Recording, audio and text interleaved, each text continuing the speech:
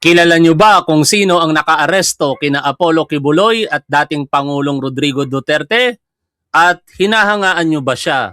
Higit sa lahat, sinusuportahan niyo pa rin po ba? Walang iba kung hindi si ngayon ay MMDA General Manager, dating Chief PNP, Police General, retired, Nicolas Torre III. Sa pagkakataon pong ito mga tol, kaliwat kanan ang naging interview nito pong si General Torre.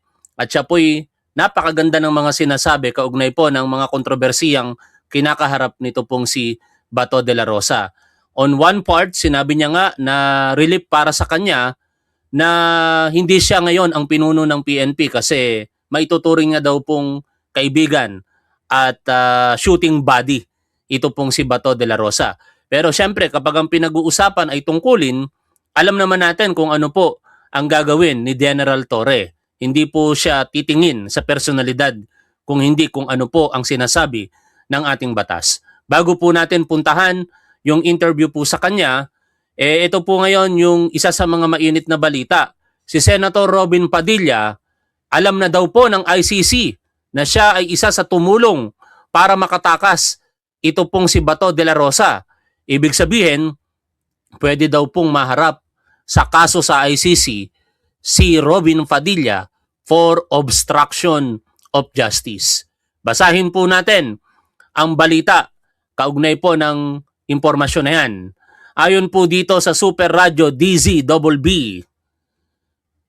ang na-interview po nila syempre ay si Attorney Cristina Conti, ICC Assistant to Counsel. At ayon po sa kanya, mayroong pananagutan. Ang tawag sa atin ay obstruction of justice. Sa ICC, ang parang walang equivalent nun ay Article 70 o Offenses Against the Administration of Justice. Parang mali kasi yung binasa ko pero binasa ko lang naman mga tol. Ano? Ang Article 70 ay sinasabing equivalent noon dito sa atin ay obstruction of justice. Posibleng masaklaw sila noon. Ang pinaka at risk ay si Senator Robin Padilla. Dahil sa panahon na itinakas niya, isinama niya palabas si Bato de la Rosa. Fugitive nang maituturing si Bato de la Rosa noon. Nai-report na, alam na nila, referring to International Criminal Court. Oh.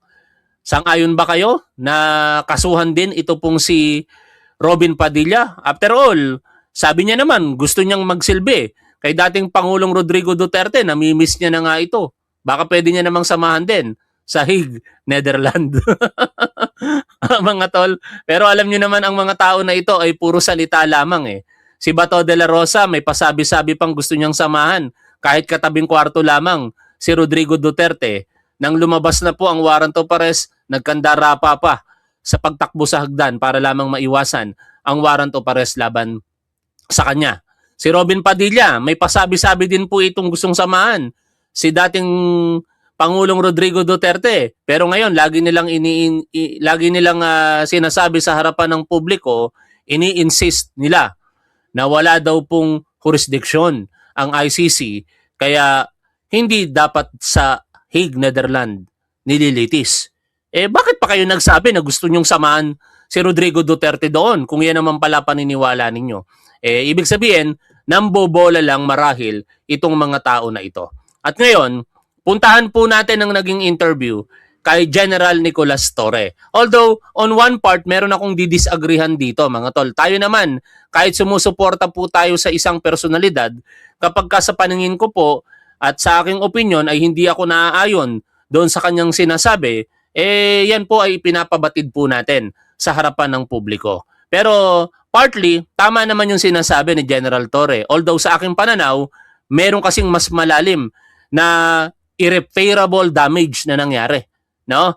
At yon sasabihin ko po sa inyo mamaya kapag dumating na po tayo sa punto ng topic na yon. Unahin lang muna natin itong mga preliminary matters no sa interview kay General Torre, particular kung siya po ba'y tutulong sa pag-aresto dito po kay Bato de la Rosa. At saka yung tanong ng marami, kung siya ba ang Chief PNP o nasa kapulisan pa siya, mai-implement niya ba yung warrant of arrest ni Bato de la Rosa. Pakinggan, panoorin, reaksyonan po natin ang interview na ito sa kanya. Kasama natin ang ating unang panauhin. Kasama na po natin ang General Manager at dating PNP Chief ng GM ngayon ng MMDA, si Retired Police General Nicolas Torre III. Sir, good morning po. Maraming salamat po. Good morning, Victoria sir. sa DZMM, sir. Welcome back po. Good morning. Good morning sa inyo lahat. Good morning sa inyo. Sir, maingay ang pangalan po ninyo ngayon. Maugong pong pinag-uusapan dahil may mga usapin na naman po ng pag-aresto sa high-profile individuals, particularly kay Senator Bato de la Rosa. Siguro ano po ang inyong reaction dito, sir? Well, maraming salamat sa tiwala, pero MNDA tayo, wala naman siguro kaming mandate regarding that matter, no? Enforcement yan eh. Opo. Nabanggit niyo po sa isang press con nitong linggo, no, na kayo po ay natanong na kung sakaling tapikin kayo ng Pangulong Marcos para tumulong po dito sa pag-aresto kay Senator Bato, nabanggit po ninyo na willing naman kayo, open naman po kayo. So far po ba nagparamdam na po ba Pangulong Marcos sa inyo? Yan, bago natin pakinggan yung sagot ni General Torre, ito naman ay aking opinion lamang. Unang-una, tingin ko, hindi gagawin ng ating Pangulong Bongbong Marcos na kausapin si General Torre para po tumulong sa pag-aresto kay Bato de la Rosa. No? Dahil alam ng ating Pangulo kung sino po dapat ang magpapatupad po nito. Si General Torre ay General Manager po ng MMDA at wala po sa mandato ng MMDA ang mang-aresto ng tao. Maliban na lamang kung ito po ay traffic violation at mangyari diyan po sa kanilang jurisdiction. O kaya naman, sa mga pagbibiro po dito ni General Torre, kung si Bato de la Rosa ay nagtatago sa landfill, sa mga estero na meron pong kinalaman sa pagpapatupad ng kaayusan ang MMDA. On that part, pwede pong tumulong itong si General Torre. Pero pakinggan natin ang sinasabi po dito ni General Torre. Wala po.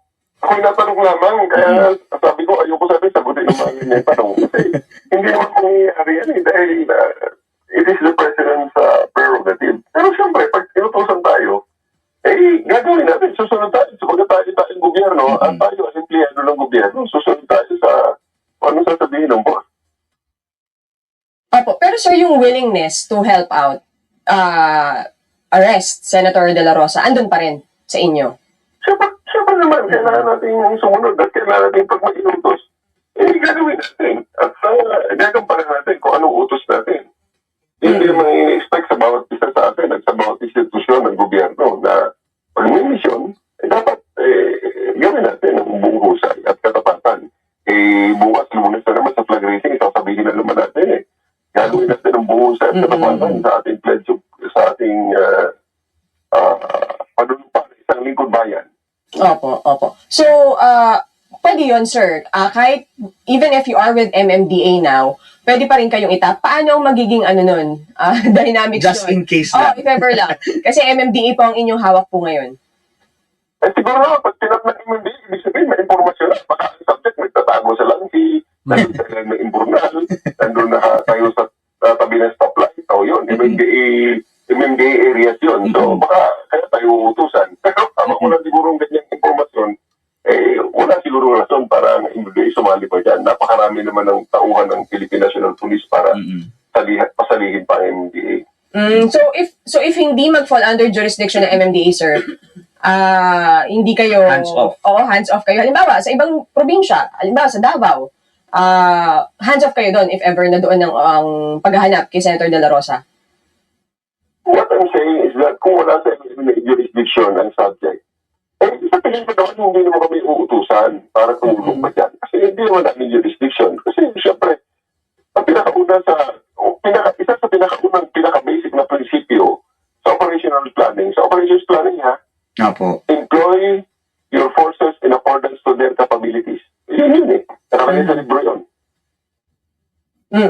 Pero pwede ka bang itap, sir, as private citizen? May ganun ba? May ganun bang option? Since you are a former police chief, PNP chief.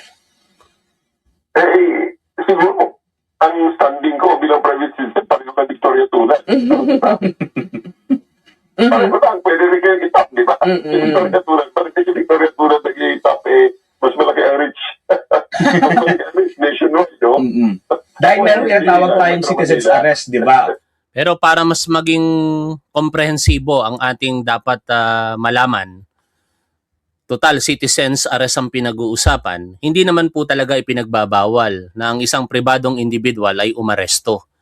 At kung yung aarestuhin, lalo ay merong warrant of arrest, either warrantless arrest or warrant of arrest, pwede talagang magkaroon ng tinatawag na citizens arrest. Ngunit syempre, dapat nating ikonsidera ang ating safety, mga tol. No? After all, wala nga po itong reward. Wala kang mapapala po dito pag inaresto mo si Bato de la Rosa, kung hindi pagtulong lang sa mga naghahanap po ng katarungan. But beyond that, wala pong reward, wala pong anumang monetary considerations.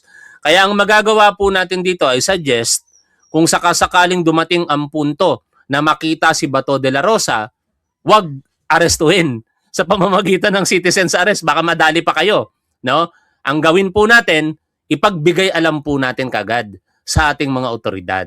And let the authorities take its action kung ano po ba ang gagawin nila sa impormasyon na ibibigay po natin.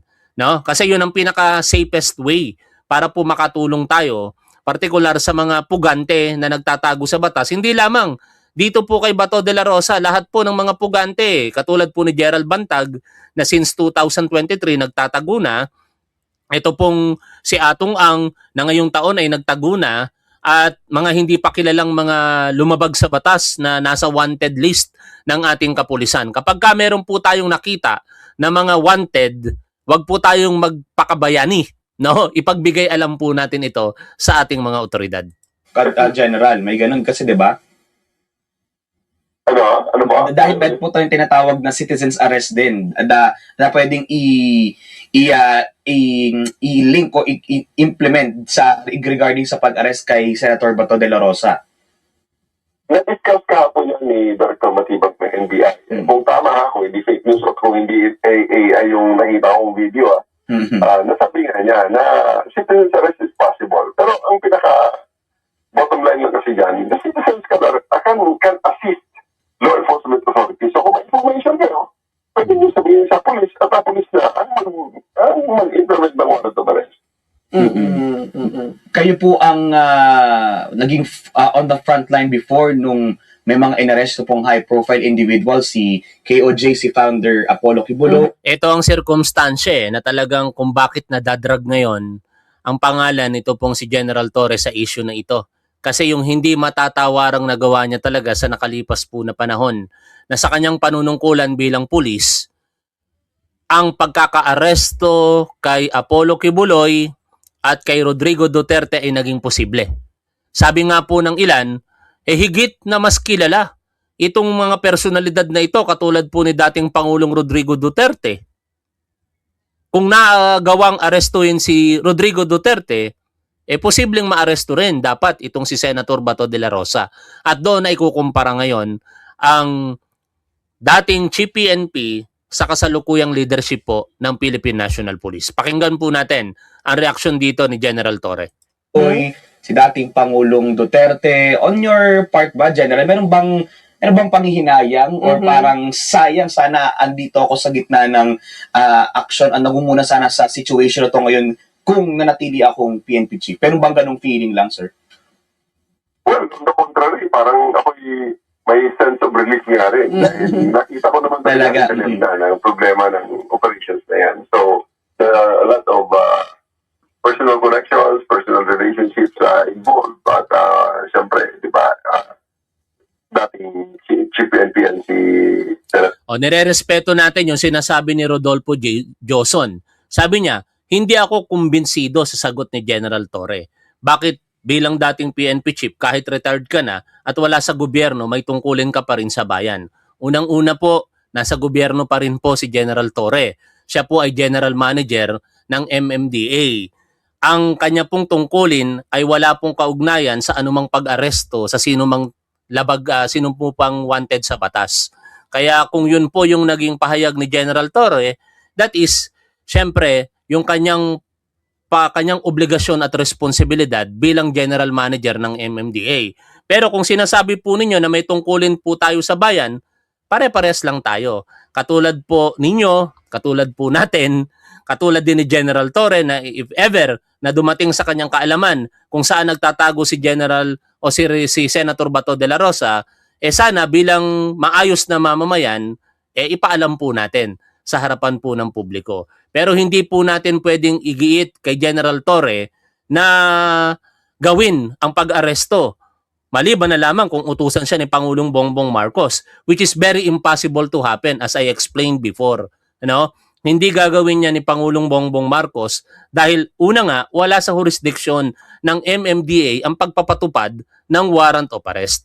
Senator Bato de la Rosa and is also senator with not only with tens and tens of millions of voters nationwide. So ang supporters niya is napakarami. So nakita natin ang dynamics ng trabaho na yan. Very complex nga talaga yan. Nabanggit niyo, sir, yung operation. Meron ba kayong mga nakitang lapses, pagkukulang doon sa nangyari sa Senado muna siguro, on the side of the OSAA, of the Office of the Sergeant at Arms?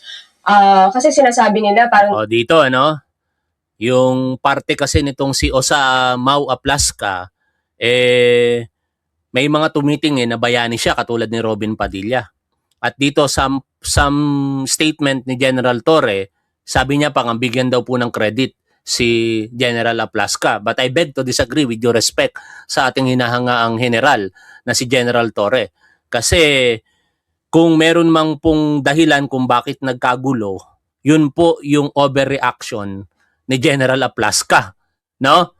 Pero syempre, mauunawaan ko si General Torre kung bakit niya sinasabi yon dahil unang-una, pare silang naging general. Pangalawa, naging immediate, kung hindi man immediate superior, naging superior sa PNP ni General Torre si Aplasca. Kaya nandoon pa rin yung tinatawag na bond sa mga magkakasama sa kapulisan before. At perhaps wala rin naman personal knowledge si General Torre doon sa nangyaring insidente. Pero kung ang pagbabasihan po kasi natin, yung mga lumalabas po ngayon na investigasyon, partikular ng CIDG, sabi nga po ng CIDG, overkill ang pagpapaputok nito pong si Mau Aplasca. Naging trigger happy, kumbaga, si suspended OSAA head Aplasca. May nakita ba kayong problema doon sa how he treated the situation nung nakita niya na merong mga armadong tao doon sa may Senate building?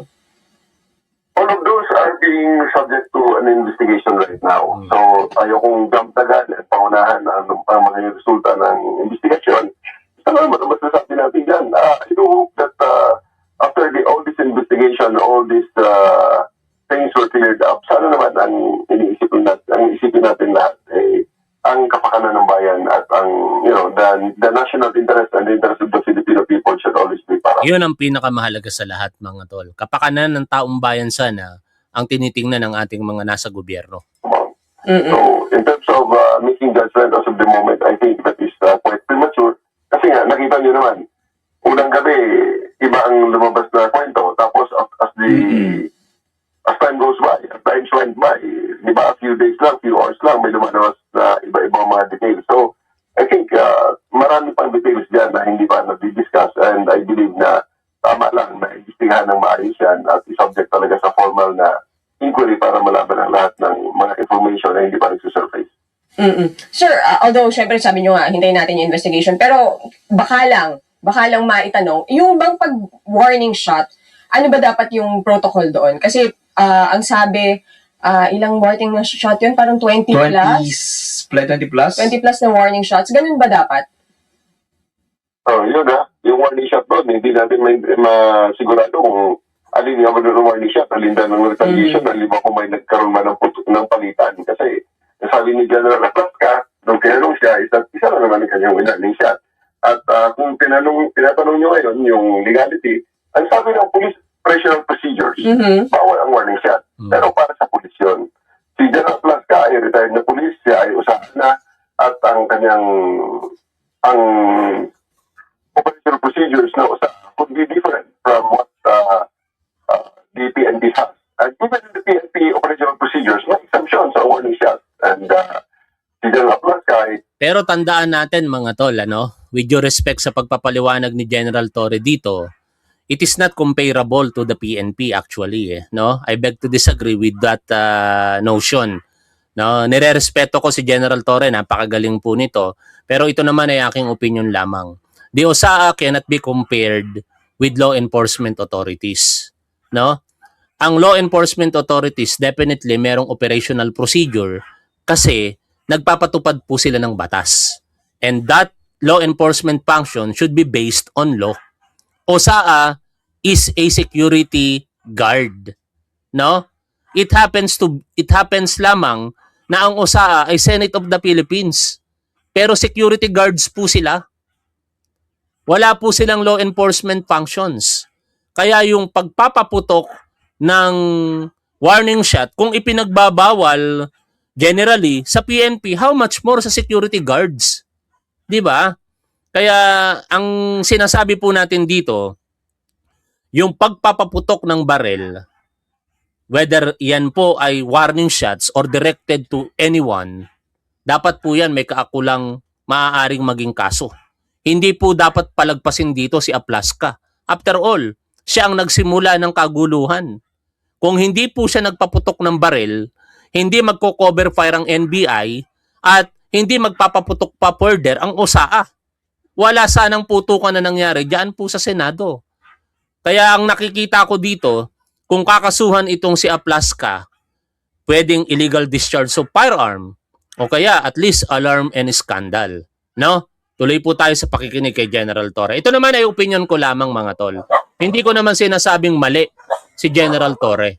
No? Ang pinupunto ko lamang, opinion niya yan at nagbibigay din tayo ng opinion sa kanyang mga sinasabi.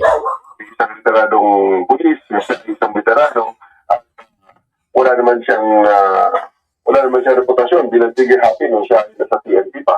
So, I think sa kanya assessment ng panahon na yun, yun ang best report, yun ang best course of action. So, hindi natin ma-judge kung tama ba o hindi, except kung dumating na ang full inquiry.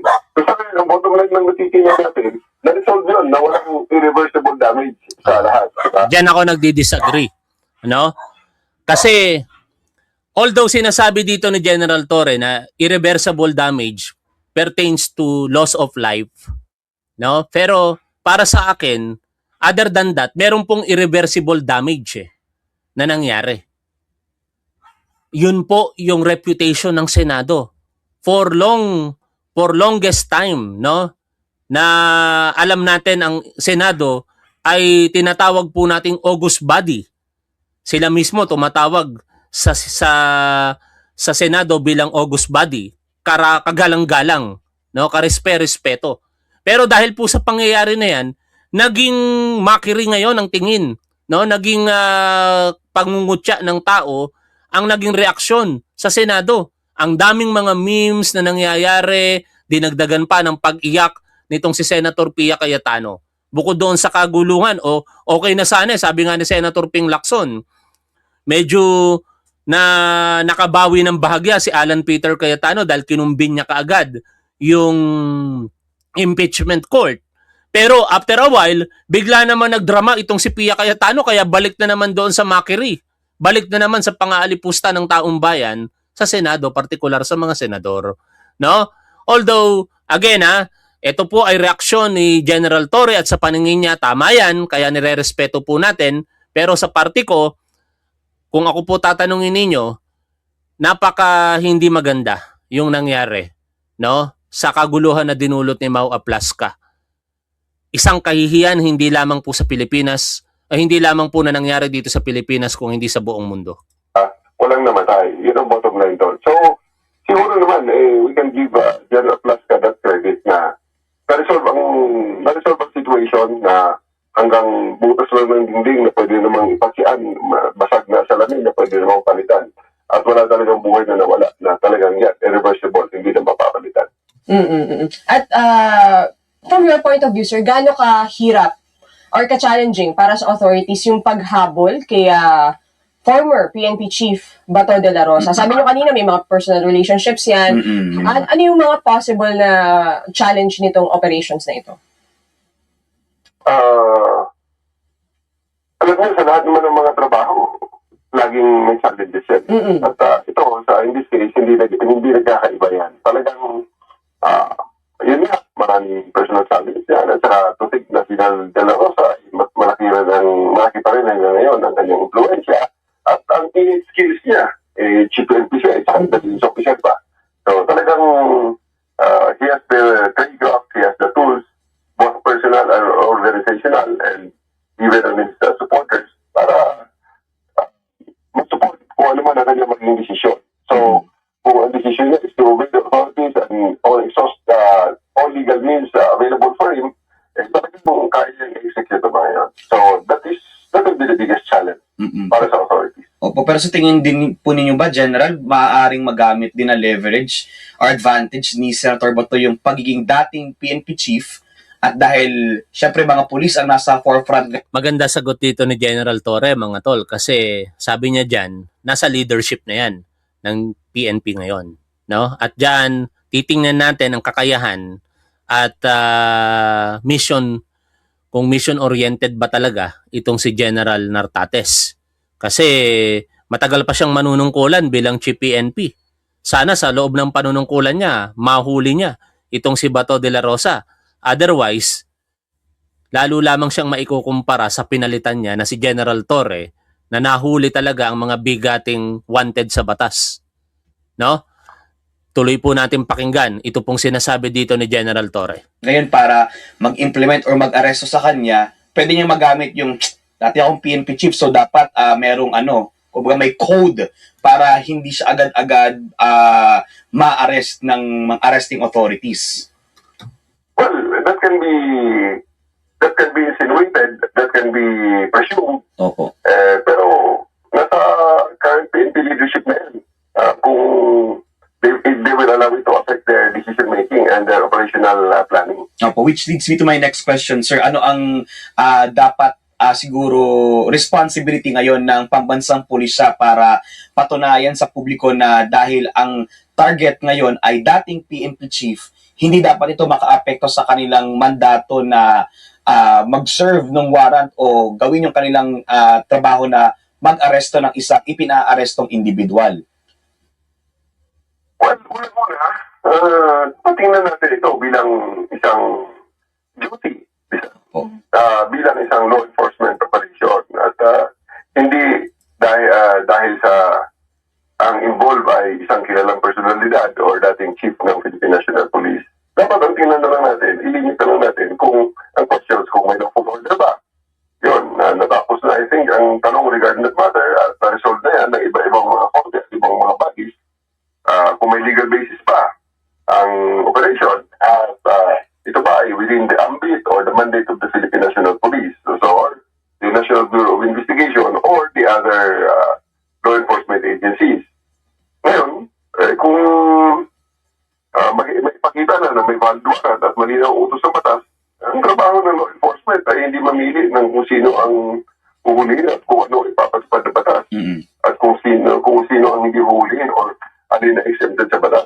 Ang batas ay dapat pare-parehas para sa lahat. Pero hindi rin tayo dapat na ginagawa ito na parang palabas. Ang objective ay compliance, hindi confrontation. So, hindi dapat palabasin din na ito ay isang revenge. Ang arrest ay isang law enforcement. Dapat walang kulay politika ito. So, advice is laging ang balik sa police operational procedure na ang first rule is coordination, interagency coordination, then communication at looking for ways or pagkakataon para ma-resolve ang situation sa maayos na paraan. Kasi kung maaari lang itong gawin sa mapayapa, yun naman talaga ang dapat na first choice. Kung kailangan ng operation na talagang gaya nung nangyari sa Senado, dapat ito ay disiplinado, legal at may pinakamababari sa publiko. Kasi ang bottom line, kung patanungin niyo ang prinsipyo niya, you have to be firm but fair, lawful but not theatrical, decisive but never abusive. Dahil sa dulo, Ayos hindi ang pangalan ng tao ang mananaig dito. Dapat ang batas. Ang ganda nung sinabi ni Sir doon. So yun yung in-apply nyo, sir, when you did the arrest on former President Duterte and KOJC founder Apollo Quiboloy. Kasi mas high profile pa nga kung isipin mo kay Senator Bato de la Rosa yung mga naaresto ni General Dating Tora. Pangulo. Oo, 'di ba? So how are you able to pull it off, sir? Kung pwede niyo lang pong i-share yung mga ginawa niyo doon sa dalawang kasong iyon. Yun po, lagi kong nakita naman, umiikot ang video ko uli na nag-surface uli yung video. Ito po yun, yung tinutukoy ni General Torre, no? Kung paano siya naging mission-oriented dito, mga tol. No? Na hindi siya nagpa-intimidate dito po sa mga tao ni Apollo Kibuloy. Particular, ito pong si Atty. Israelito Torion. No? Dito talaga makikita yung isang leader.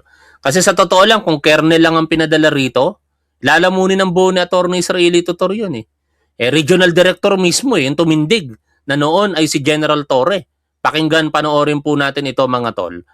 Balikan po natin itong ini-insist dito ni Torion na na-serve na raw ang warrant of arrest ng NBI kaya hindi na daw dapat i-serve.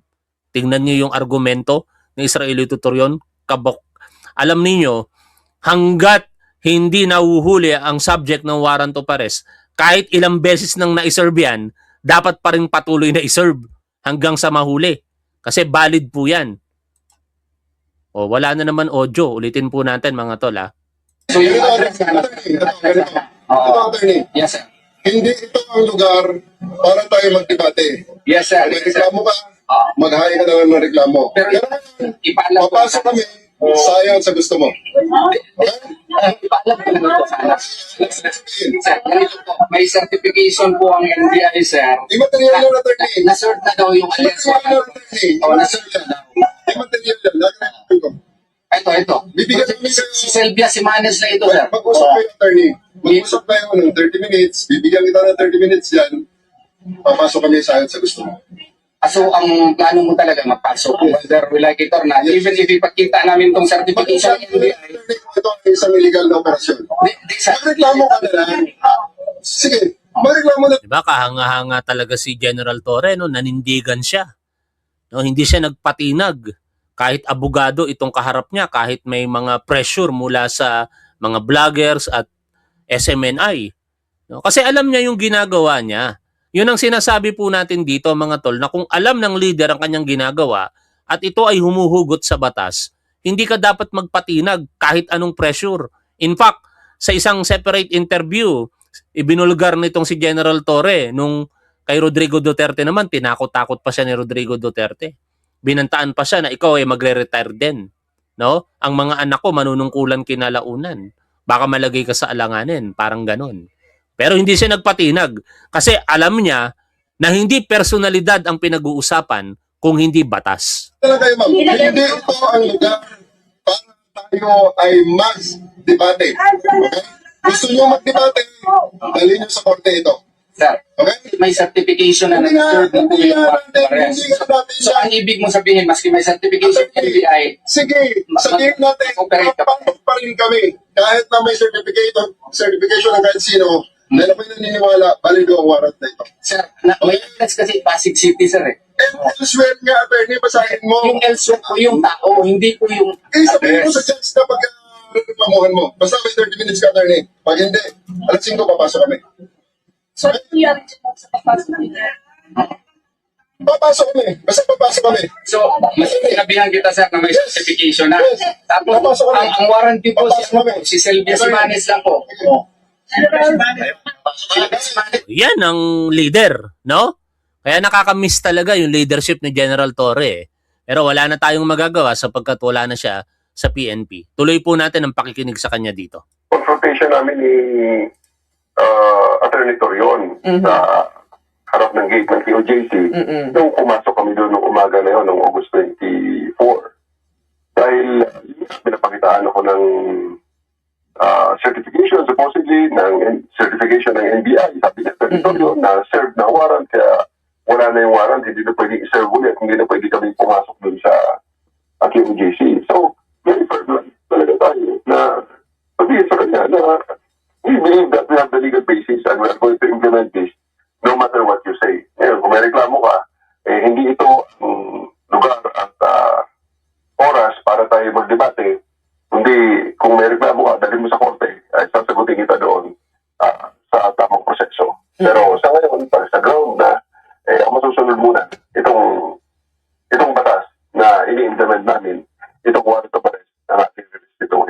Yan ang nakakamiss mga tol sa totoo lang. Kaya hindi mawawala sa harapan po ng taong bayan ngayon at sa kanilang isipan sa atin na what if kung si General Torre pa ang chief ng Philippine National Police?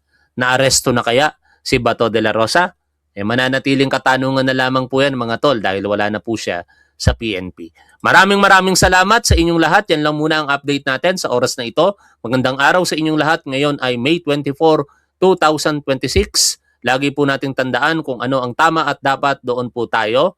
Keep safe. See you always. Bye for now mga tol.